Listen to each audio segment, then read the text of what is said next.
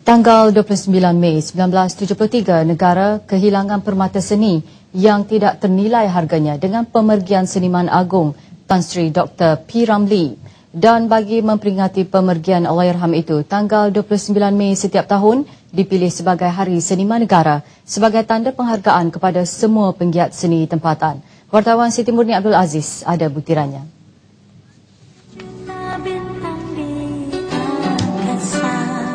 Hari Seniman mula disambut pada 29 Mei 2008. Ia bertujuan untuk memberi kesedaran kepada masyarakat sumbangan golongan ini kepada pembangunan negara.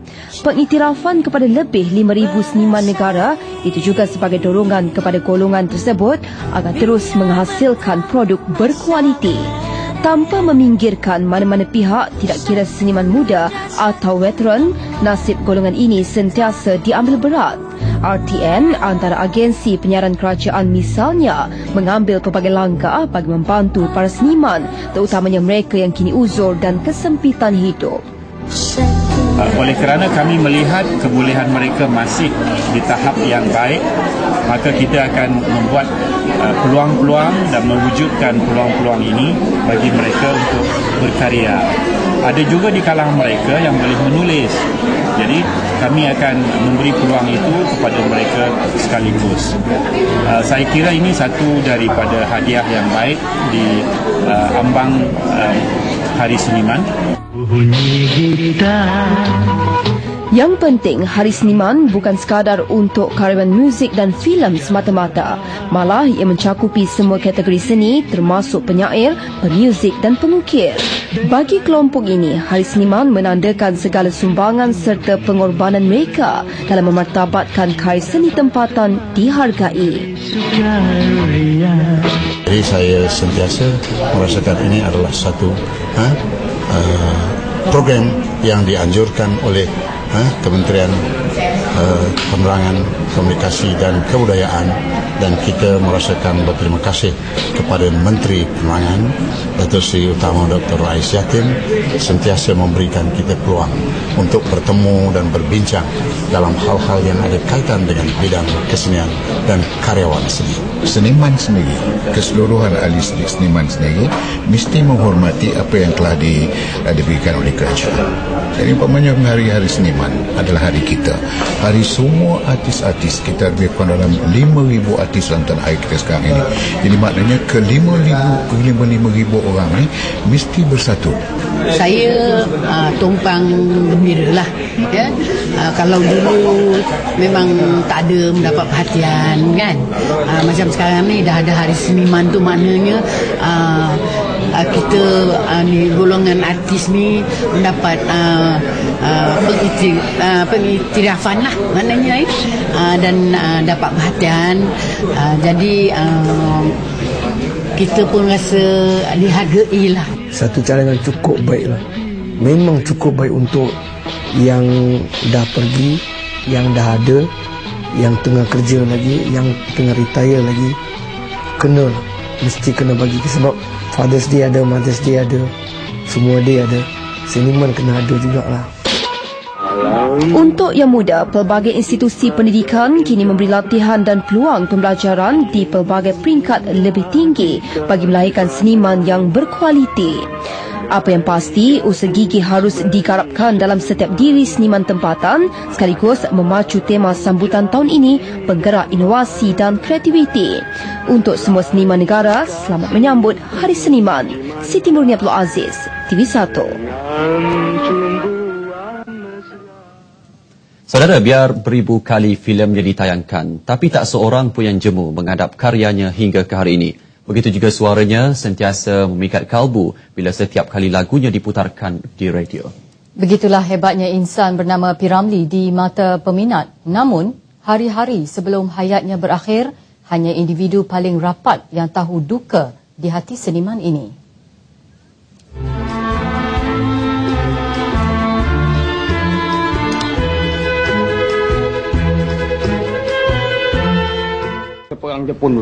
Dato' Aziz Sattar atau Pak Aziz, insan yang sentiasa bersama Allahyarham Tan Sri P. Ramlee ketika jatuh bangun sahabatnya itu dari studio Jalan Ampas hinggalah ke studio Merdeka Hulu Kelang. Kelebihan yang tiada pada orang lain menyebabkan ada pihak iri hati dengan karyawan ulung ini.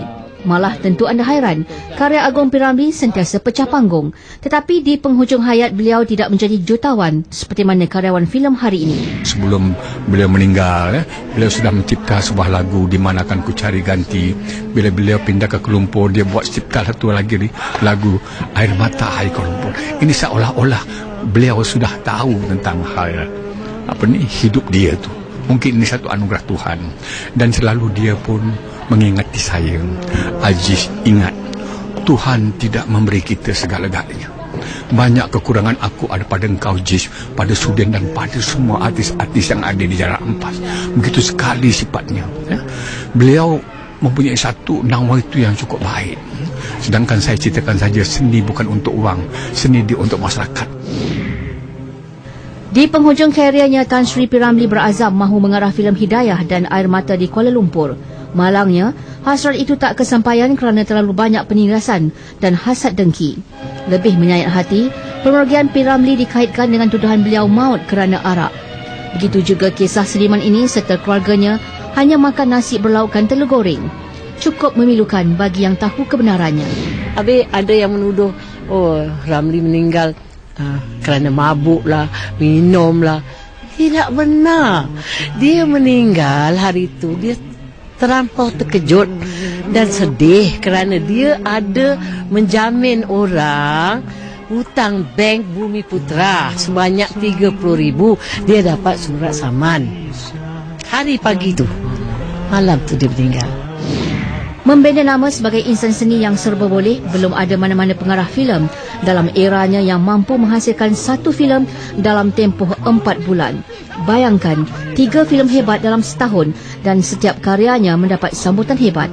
Secanggih mana teknologi perfilman hari ini, adakah jelmaan P. Ramlee sudah ditemui? Bagi saya lah, Allahyarham itu adalah guru saya dan pendapat saya, tiada siapa boleh ganti dia. Tiada siapa boleh ganti dia. Dia memang very simple person. Dia pada saya, dia adalah seorang guru, seorang abang, seorang bapa, dan semua sekali. Di sini saya menghormati dia. Allahyarham P. Ramlee memanglah banyak peminat-peminat, bukan kita orang Melayu saja, bahkan orang-orang bangsa lain pun, bukan di sini saja, Singapura, Brunei, di Indonesia pun memang minati persembahannya dan muka dia. Kata-kata filmnya memang menjadi idola kita sampai sekarang. Bagi saya, dialah ikon yang sebenar-benarnya. Apa saja yang dia buat menjadi ikutan yang baik. Memang kebanyakan yang baik, tak ada contoh yang tak baik. Cerita-cerita dia semua memberi contoh yang baik. Dan sebenarnya perangai manusia masa kini. Dan saya rasa dialah ikon yang sebenarnya. Biarpun ribuan peminat terus kagum dengan karya seniman agung ini, hakikatnya P. Ramlee hebat di mata, tetapi hatinya penuh duka. Untuk kawan berduka menangis bersama.